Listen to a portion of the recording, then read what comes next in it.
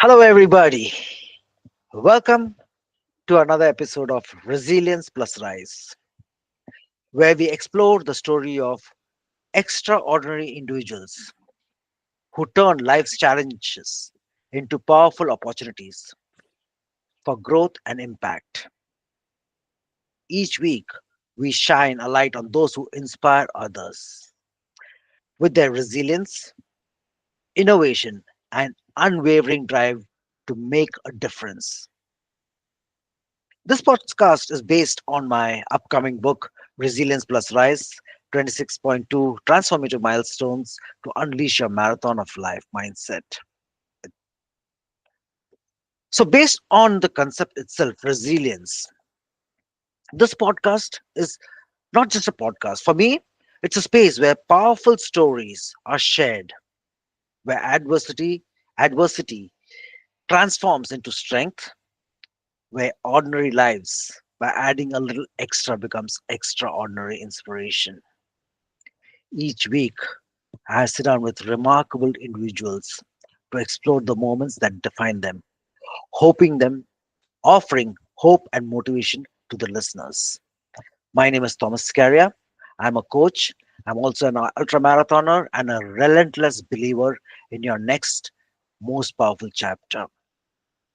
Today, I'm so thrilled to welcome an exceptional guest. In fact, what we just heard about what each person is about, whether they are inspiring others with their resilience, with their innovation and unwavering drive to make a difference, that's who this gentleman is. I'm so pleased to introduce to you Michael Kainatsky. Did I get that right? Got it right. Absolutely right. Michael, welcome to the podcast. Thank you so very much for your time and space that you're over here. My pleasure. My Always happy fir- to chat with amazing people. Thank you. So my first question is, there might be people who would be knowing you, but for people who are not aware about you, or maybe even people who know you, they may be not knowing another story of you, from where you were and where you're at this point of time, and what's driving you to be the person that you are. Probably a psychotic break. Uh, you Oh, know, okay. the corporate world. I mean, going back, I'm an immigrant. I've been in this country 36 years. I was born in the Soviet Union. Don't have an accent, and probably because I have a microchip somewhere in my head, and they'll just turn it on one day, and I'll have to do something crazy that I don't know why I have to do. But until that happens, I'll consider myself a law-abiding citizen. Um, I've uh, I've had I guess not a very spectacularly interesting upbringing or career. Very very, I'd say, basic. I went to college. I had you know family of four: my mom, my dad, my brother. We definitely had a rough time coming to this country. Yep. We Because we lost everything, and when you leave communist Russia, you can't take anything with you. Plus, Mhm. we got all our luggage stolen, so everything we had that was a material possession Wow. literally was stolen from us before we ever reached the United States. So we actually came here, proverbially, I guess literally you could say, without anything. We had nothing, Okay, just empty clothes on handed. our back. Okay. Okay.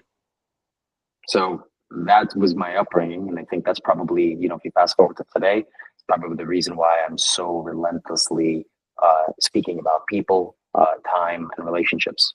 Because when you lose everything, the only thing you have left are relationships. And from an early age, when I left, I had to leave a lot of family behind because not everybody could just leave communist Russia and come here. So when I left my family behind, some of my closest relatives, especially my cousin, who was my best friend at the time when I was 6, that was a very sad time.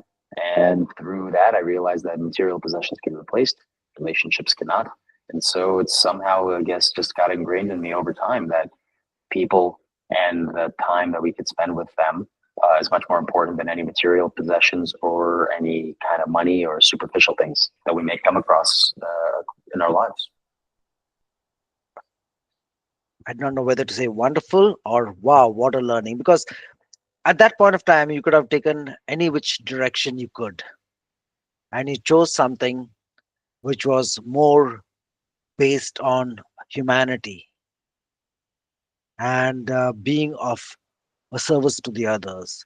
So, but again, this growth, could you lead us again to the path that took place? Okay, it was you came in over here, but you got into college. It was fair enough, but then there was something that you mentioned that you were in a corporate world and suddenly you moved into something else which is remarkably different, which you are currently creating an a ton of service and inspiration to a lot of people. So my career and corporate career was short, but it was also shaped like Mount Everest. I had a really kind of a rough time the first couple of years after school. I didn't really know what I wanted to do. I tell a lot of people that we don't really have choices in what we end up doing. Hmm. They're chosen for us. A lot of people's careers are a confluence of a lot of people telling you something over the course of your life, and then you finally one day saying, "Well, I don't know what to do. I guess I'll do this." In my case, a lot of people always said, "Well, you should just go into sales." And I never knew if I enjoyed sales or I'd be good at it, but I went into it. But the first couple of years, I always had an inkling early on in any employment arrangement in a company, whether or not how I felt, like whether or not I liked being there, but more importantly, how I felt about the people I worked with and for. And if there was something off about the environment and the culture, it just did not allow me to perform at my best. I just couldn't do it. And so early on, about let's see, 2005, I got out of school. Right around 2008, I basically decided I don't think I'm cut out to work in an organization where I don't have the ability to shape culture. And so I relentlessly started looking for any opportunities that I could anywhere to be in a position of some kind of leadership, not necessarily the boss, just in a position of some kind of leadership. So I started mentoring people. I started coaching people. I didn't expect anything in return, but I always wanted to just do for people. That was kind of this inherent thing inside of me. And an interesting couple of things happened. I went to work for a company in 2009. And interestingly enough, I was falsely accused of something. It turned out later to be proven that I was falsely accused because the person was caught for lying and fired. But I was falsely accused of something and fired from a company about a weekend. So that was kind of this beginning of this very kind of a dark place for like 3 to 6 months for me because I was expecting to be working at this place. I didn't kind of know what to do with myself. It was unexpected. I had just come from a really expensive trip visiting Russia. So it was like the worst time in the world.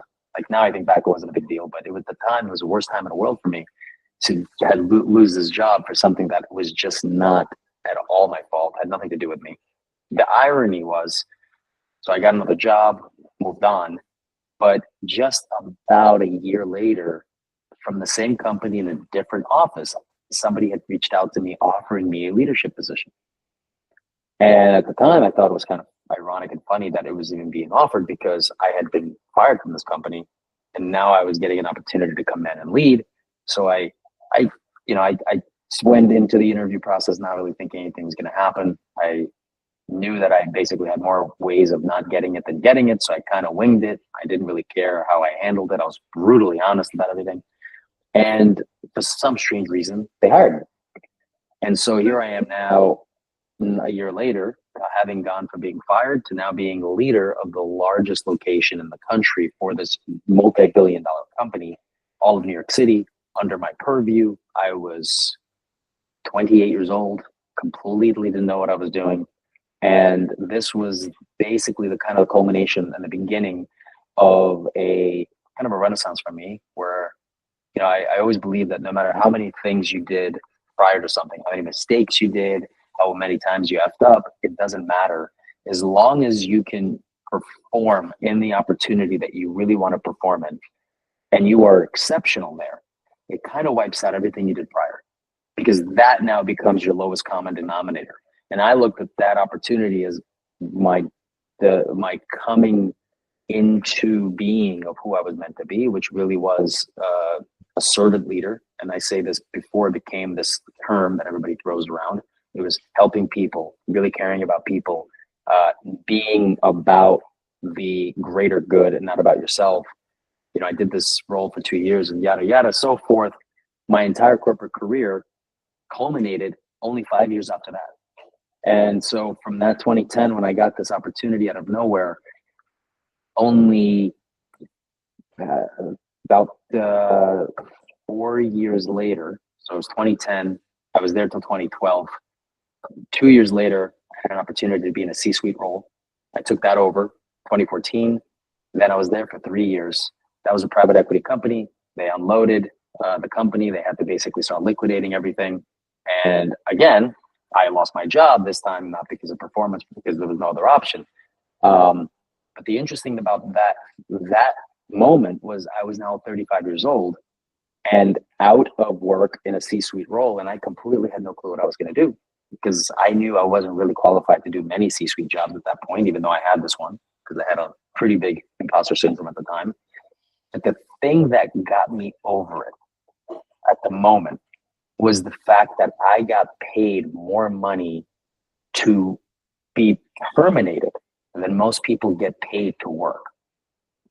And at that moment, my imposter syndrome kind of went away. And I said, if I got paid this much money just now to basically not come back and just go away and right off into the sunset, and there's people out there dying to get this money so they can come to work every day for 50 hours a week.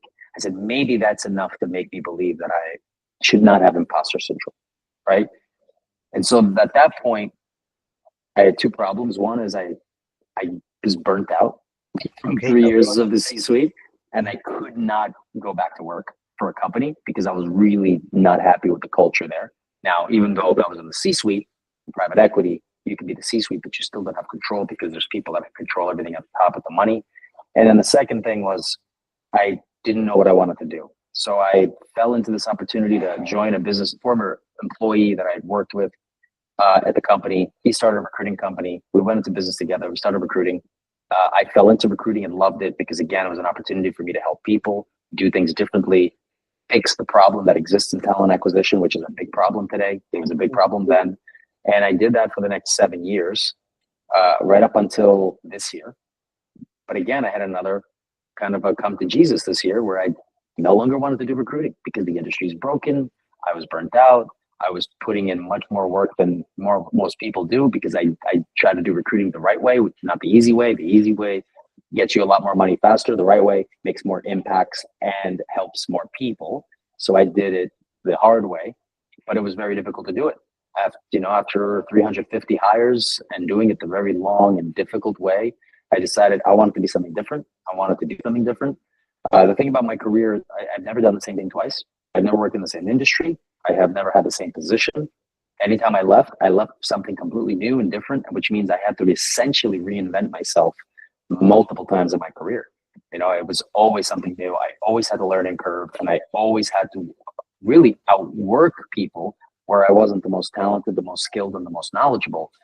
And that's kind of the only thing that probably has ever brought me into any type of scenario of success is that I just outworked the people that knew more than I did because I knew I didn't have a choice.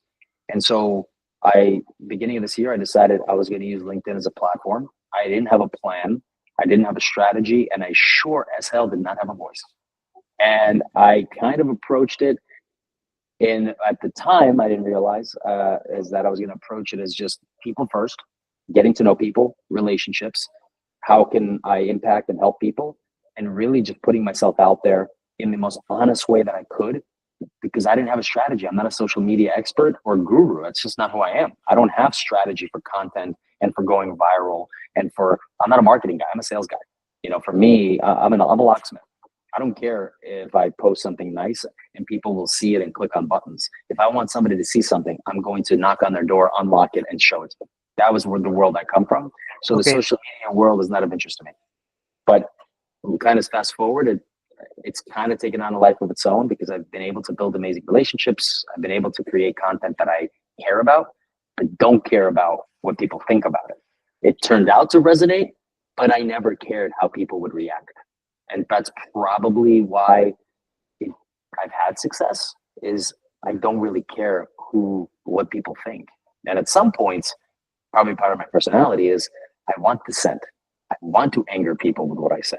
I want to go against what everybody expects people to say, because too many people are on the side of majority. And my favorite quote by Mark Twain is, if you find yourself on the side of majority, step back and reflect. And that's how I got to where I am.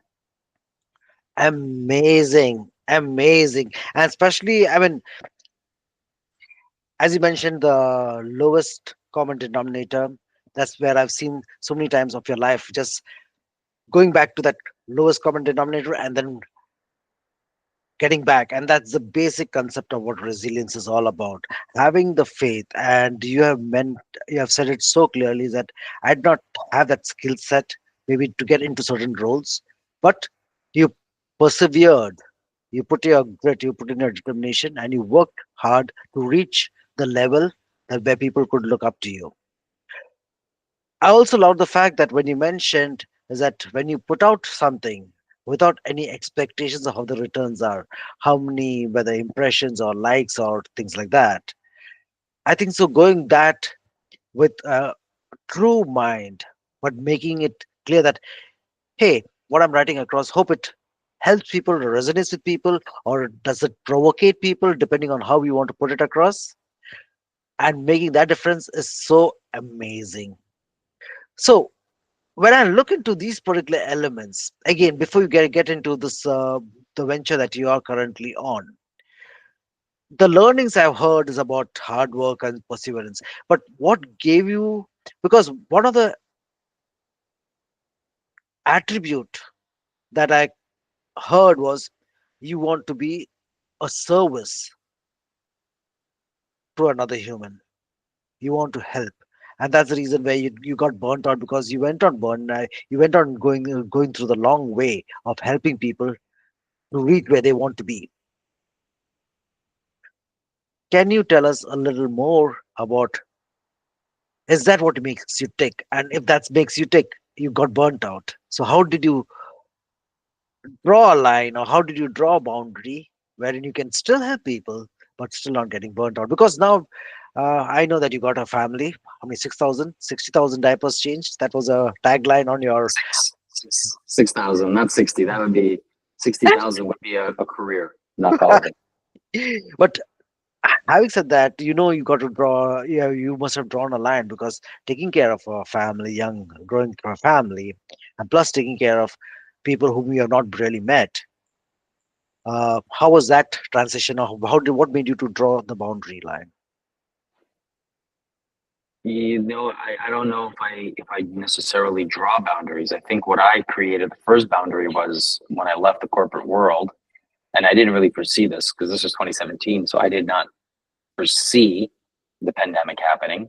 I didn't foresee when we were going to have our first child. It just so happened that my wife was pregnant and due right at the beginning of the pandemic. Oh, And if I was working for a company at this time, one of two things would have happened. Either I would have been working and I would have been remote, or I probably would have been laid off. And so to me, what it came down to was not really wanting to go back to work. I turned down a lot of very lucrative opportunities over the last, several years. Let's say over the last 6, 7 years, because I did not want.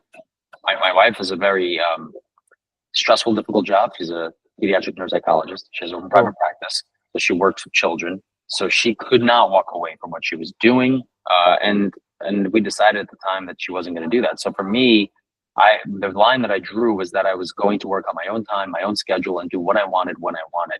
Now, with that comes a compromise of when you're working. A lot of people think that when you're on your own, you have the choice of what you do. But the truth of the matter is that you don't. If you have clients, those clients are your bosses. They pay you, they expect things.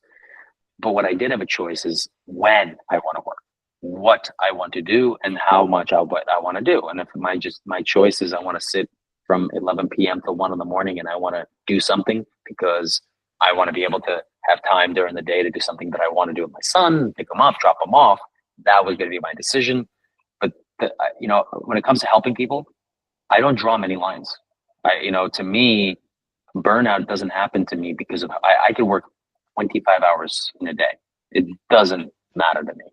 The burnout happens to me when I don't think I'm having an impact, or there's at least not a cursory level of acknowledgement that people are receptive to the thing I'm doing.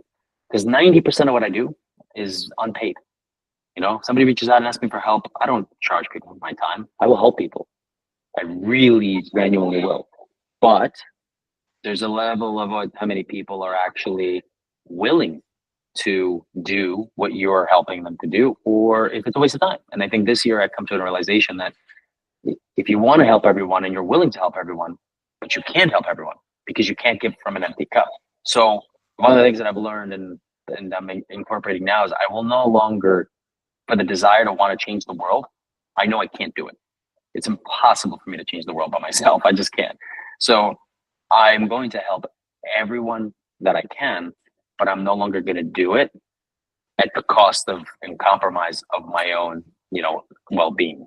Because unfortunately, whether I help 3 people or 10, it's not the matter of the number. It's the matter of how effective can I be and how impactful can I be. And so now I'm choosing impactful journey rather than just saying, well, I offer this person something, whether they do it or not, I don't care. Like I used to think of that way. I'll just help everyone if they take my advice or not, whatever, it's on them. But now I realize that me taking time, wasting it, and someone doesn't do anything with it, I've just wasted their time and I've wasted my own. Okay. And that actually is not a benefit. That's actually that's not even a zero sum game because neither of us worked out. So now that's a complete lost cause for both So parties. That means I've taken time away from my son. That person listened to me and didn't execute. So it's just something that I'm changing. That's where the burnout happened. Is just trying to do too much. absolutely wonderful. So, guys, this is what I want to say is that maybe a little more than a month back, maybe, or a little, yeah, we never knew one another, but we connected on LinkedIn, and there was something which was just profound about Michael's humanness, the way he interacted with me, and I just felt so comfortable. And that's the reason I took a deep dive, saying that, hey, guy, I'm doing a podcast. Would you help me out? And the response was so quick. Said, yes, of course. And I put out what exactly I was looking out for, and he said, let's do it. And this is who Michael is. So, any of the guys who are listening to this particular podcast, if you want to find out if there are people who's able, but there, as Michael said, is that time is something once lost, we can never get it back. So, make it valuable. And for me, knowing Michael has been a beautiful, profound growth in my own self, my mindset, and the person I know I'm going to be growing further on because there are people like Michael around in the globe. With this, I come to the next particular one which got my attention, the project that he's currently on, something called as House of Bricks, brick by brick. So initially, when I just had a quick cursory glance, I said, what is it on construction or anything? And then when I looked deeper into it, okay, let me not spoil this particular thing. Michael, tell me about House of Bricks and how it is impacting people around the world. Well, it's interesting. A lot of people actually ask over in real estate or construction. I get a lot of emails from people trying to sell me property insurance and HVAC systems for our building. But so the House of Bricks is not my project. It's a project that I jumped into because I connected the way I connect with anyone through networking with Adam House Sr. He is a very successful entrepreneur. He's founded 7 companies. He's exited 3 companies. He's even taken one public 3 years ago. And he and I just connected. And like anyone else, we just had a conversation without any expectations or agendas because I don't like agendas personally. I think they ruin conversations because an agenda means somebody has something they're trying to gain and someone else stands to potentially lose something or maybe gain something. But the agenda just drives a conversation very, very strict. And I don't like those conversations because you don't get to know somebody. And so with him, I got to know him. We had a very long conversation. He told me some of the things he was building, what he wanted to achieve, how he wanted to achieve it. And I just gave him some advice and some guidance of what I would do and what I wouldn't do. And through that, he said, well, why don't you join me? And we went back and forth for a couple of weeks, and I saw the vision. The vision was to bring together people. It was all about relationship capital, something that is very near and dear to me. And it was not really about, it wasn't really money driven. It was driven by impacts for entrepreneurs, founders, business owners, anyone really who wants to either grow or help other people grow in their entrepreneurial journey. And one of the things that's common is there's a lot of people opening businesses and starting companies. There's probably 11, I think it's 11,000 every hour that are just opened up. And a lot of them are independent people, one person entity organizations. They're just businesses. They could be companies. Not all startups are what we think. Not everything starts like Apple in a garage. Some are just ice cream shops and pizza places and preschools, whatever it might be. So those people are business owners, but unfortunately, a lot of them don't have the skills and they don't have the support to be able to do things the right way. And therefore, 90+% of them fail. Feel. And there's some really crazy stats about this. And Adam wanted to help these owners and founders and entrepreneurs to improve the odds. And the way you improve the odds is that you combine a lot of people that have been where you want to go or are currently going for what you want to do. And you bring them together so they can learn, test, fail, grow together. But the most important part about it is the relationship capital. So it's about learning, keeping, these relationships, building relationships, helping one another. And we, myself, Adam, Bill, Paul, the four people, kind of the four pillars of the community. Our goal is to help people wherever they need help, introduce them wherever they need to be introduced, bring people into the community that can help them, and really create a toolkit, an ecosystem and toolkit for founders and entrepreneurs where everyone can coexist. One of the things why I believe so strongly about LinkedIn and why I think a lot of people miss about LinkedIn is that people think LinkedIn is about the numbers, about the impressions. Well, it's not true, because when I look at our community of 60 people, if we put all of our connections together that we have, I think we have 500,000 connections on LinkedIn. But what do all of those connections really mean? Most people don't know their connections. They don't know anybody. So with this year, I've been very proactive. I've spoken to probably 1,100 people this year, and I've been actively reaching out to all my first connections that I've amassed over 18 years on this platform with a simple message that just says, we are connected, but we've never built a connection. We don't know each other. Let's have a conversation and let's meet.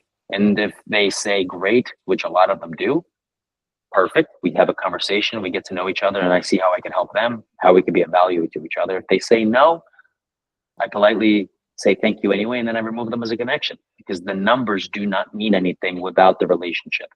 And so I thought this exercise would put me into a position where I would just reduce a lot of my connections.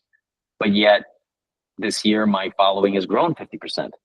And I have made so many close friends that if I were getting married today, I would probably have 30 extra people at my wedding from those that I just met on LinkedIn. As a matter of fact, I tell people this, any friend that I've made in the last 5 years that is close friend to me today, I have met on LinkedIn. I believe I can totally vouch on that, because again, you do meet people with a genuine sense of sincerity of helping another person. And that's what I've seen on LinkedIn, because initially people would say LinkedIn is, oh, it's only professional, we cannot really, nothing else can be spoken about. But now there is so much of growth in LinkedIn from as a human, whether it's being vulnerable, whether it's way what you stand for. And there's a lot of wonderment which is just growing out of this entire thing. So just being mindful of the time. Is there any passing thoughts that you would like to put across in this particular podcast before we come to an end to it? The best thing I could tell people is to have conversations with anyone you can. Your time is valuable, but relationship capital is the most valuable currency in the world. It certainly can be traded. It has value. Every single thing that I've ever accomplished in my life has been through other people's generosity, help, and friendship. I have never done anything on my own. As a matter of fact, I've never done anything on my own that what I would say was a success. And that's not to say that I couldn't do it. It's probably the fact that I just didn't want to do it. I think not enough people show up and use LinkedIn in a way to not only have a voice, but to have an opportunity to have people from all over the world. I've met people that are from Colombia, from France, all over the states, and there's no way you could ever walk out of your front door and have the the richness of the relationships you could build on this platform by just having a conversation. And I think people are not taking advantage of what LinkedIn can be. And that's why you have a lot of people just coming in here to monetize and to cheat and to get as many impressions and engagement metrics as they can, but they're not concerned with leaving an impression. They're just concerned with getting impressions. And I think this is a massive problem that can be fixed if people just think about, how do I humanize this platform? How do I humanize my interactions, my engagements? And that, it's hard work. It means you have to show up. You can't automate it. You can't just No, sit back and have AI doing it for you. You also probably, if you're going to be a content creator here and you want to have a voice and people get to know who you are, you can't use AI to write content. You no. can't, right? And I've written 530 pieces of content this year since January, and I have not reused a single one. I have never used AI for any of them, and it's difficult. But I'd Yes. rather write crap than fakeness. I totally stand by that particular thing. And actually, what you mentioned is that about meeting people, having a conversation. For me, one of my ideologies and something which I hold very close to my heart is there are no strangers, only friends we have not met.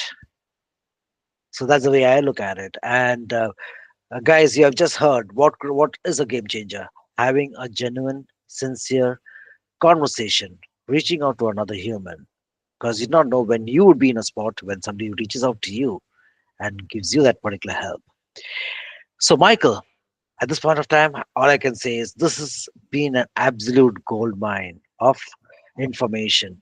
Guys, I will be putting out the details of Michael in the comments, and also the full video would be in the comment section itself.